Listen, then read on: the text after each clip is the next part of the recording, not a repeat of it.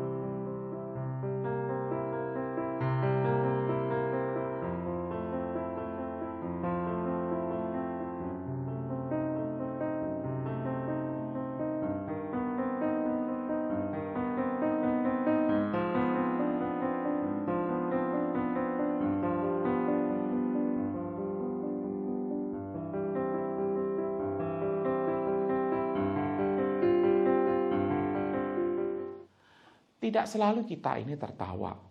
Ada waktunya untuk kita menangis. Jadi, apakah orang Kristen harus selalu tertawa? Harusnya sih tidak boleh. Sebab kalau kita terus-menerus tertawa, apalagi kita lakukan di ibadah pemakaman, tentu ini menunjukkan sesuatu yang tidak beres, bukan? Nah, Opa dan Oma, lalu apa yang dimaksudkan oleh Paulus ketika dia berkata, bersukacitalah senantiasa? Tentu bukan berarti kita ini harus gembira terus-terusan. Tapi juga nggak sedih terus-terusan juga.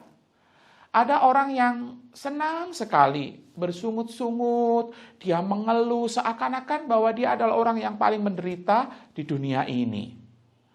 Nah, berarti juga kita terus-menerus bergembira juga bukan sikap yang bijak. Mengeluh terus-menerusan juga bukan sikap yang benar. Jadi harus bagaimana dong? Nah, Opa dan Oma, Paulus menasihatkan untuk bersukacita senantiasa di dalam Tuhan. Kalau bersukacita senantiasa tanpa Tuhan, pasti itu sulit untuk dilakukan. Ada begitu banyak orang itu putus asa karena tidak tinggal di dalam Tuhan. Masih muda, hidupnya jauh dari Tuhan. Sudah tua, dia malah tidak percaya sama Tuhan. Nah, mau jadi apa orang semacam itu? Maka ketika masalah hidup datang, imannya goyah, merasa sendirian, lalu dikuasai oleh kecemasan, kegelisahan, tidak bisa tidur. Akibatnya apa? Tensi darahnya jadi tinggi, kepalanya pusing-pusing, makan nggak enak, tidur nggak enak. Padahal Tuhan itu sudah pesan lewat firman-Nya. Apakah dengan kekhawatiranmu kamu bisa menambahkan sehasta saja pada jalan hidupmu? Hai orang-orang yang kurang percaya. Jadi Opa dan Oma, selalu bersukacita di dalam Tuhan itu bisa. Karena kita melakukannya di dalam Tuhan. Pertanyaannya gimana? Itu erat kaitannya dengan isi hati kita. Yang ada di dalam hati kita, Tuhan atau kecemasan, Tuhan atau iri hati, Tuhan atau yang lain, Tuhan atau nafsu dunia. Opa dan Oma, saya ingat seorang teman pernah berkata demikian. Kalau kamu mau tahu seberapa besar Tuhan itu bisa bekerja dalam hidupmu, Tuhan itu bekerja sebesar ruang hatimu yang kamu sediakan untuk Tuhan bekerja. Orang yang bersukacita di dalam Tuhan akan senantiasa mengandalkan Tuhan dalam pergumulan hidupnya, bukan kekuatannya sendiri. Masalah boleh ada, kecemasan boleh mampir, tetapi tidak tinggal lama-lama dan menguasai pikiran sehingga menjadikan kita stres, lalu wajah kita jadi muram, tidak bisa makan, tidak bisa tidur, lalu kita jadi marah-marah, lalu kemudian kita ngambek, tidak ikut persekutuan, tidak mau melayani, kita mengurung diri, dan kita merasa bahwa dalam hidup ini nggak ada Tuhan. Opa dan Oma, sekali lagi Paulus memesankan kepada jemaat Filipi dan juga kepada setiap kita hari ini, bersukacitalah senantiasa. Apalagi kalau ini diulang sampai 2 kali, bukan berarti Paulus menyuruh mereka itu, udahlah ada masalah dilupain. Enggak, masalah harus dihadapi. Tetapi tidak dihadapi dengan cemas dan khawatir. Karena kita tidak sendirian. Ada Tuhan yang selalu menyertai. Jadi buat apa terus-menerus sedih dan dikuasai kecemasan? Apalagi sampai-sampai kita sakit, lalu kemudian kita menjauh dari Tuhan. Kepada jemaat Filipi, Paulus tahu bahwa jemaat ini sangat kompak. Imannya bertumbuh dengan baik. Tetapi iman ini bisa goyah kalau tidak ada sukacita di dalamnya.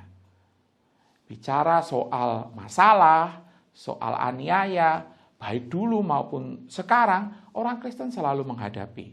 Gitu ya. Masalah selalu ada. Dulu, sekarang, dan yang akan datang akan selalu ada. Tetapi bedanya adalah orang Kristen dan yang bukan, ketika dia menghadapi masalah tentu dia punya sikap yang berbeda. Orang percaya dia akan selalu mengandalkan Tuhan. Dan dia dapat bersukacita karena tidak pernah merasa sendiri. Ada Tuhan yang menyertai, ada Tuhan yang menolong, ada Tuhan yang memelihara. Oleh sebab itu, dia akan selalu memuji Tuhan. Dia akan tetap selalu bisa bersekutu dengan Tuhan. Dan dia akan hidup happy meski hidup ini susah. Karena itu, Opa dan Oma harus tetap bersukacita. Harus tetap bersemangat. Meski kata orang, kita seringkali Opa dan Oma dikatakan demikian. Ah, lansia mah bisa apa? Apa benar lansia ini bisa ini dan bisa itu? Apa yang bisa lansia lakukan? Saya mau katakan, pasti dan banyak hal yang bisa lansia lakukan. Saya ingat juga ada ungkapan demikian. Masa muda itu sunrise, masa tua itu sunset. Keren bukan? Nah, mari Opa dan Oma kita jadikan masa usia kita, masa tua kita ini menjadi kenangan yang indah buat anak, cucu, mantu, dan semuanya. Supaya mereka bisa belajar beriman dari kita. Selamat belajar hidup taat, percaya, dan bersukacita di dalam Tuhan. Tuhan Yesus memberkati Opa dan Oma sekalian. Amin. Mari kita berdoa. Bapa yang ada di dalam surga, terima kasih karena Tuhan mengajarkan kepada kami untuk selalu bersukacita di dalam Engkau. Kami tahu Tuhan, hidup kami ini masalah datang silih berganti, sakit, penyakit, persoalan datang dengan tiba-tiba.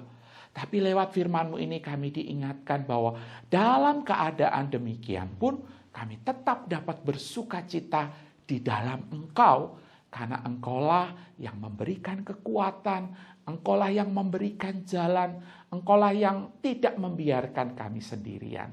Kami mengimani kebenaran firman-Mu ini ya Tuhan. Hamba-Mu berdoa untuk Opa dan Oma. Ada di antara mereka yang sedang bergumul berjuang. Kiranya sukacita dan damai sejahtera Allah yang melampaui segala akal dan pikiran akan menjaga dan menolong setiap Opa dan Oma. Terpujilah Engkau. Di dalam nama Tuhan Yesus kami berdoa. Amin.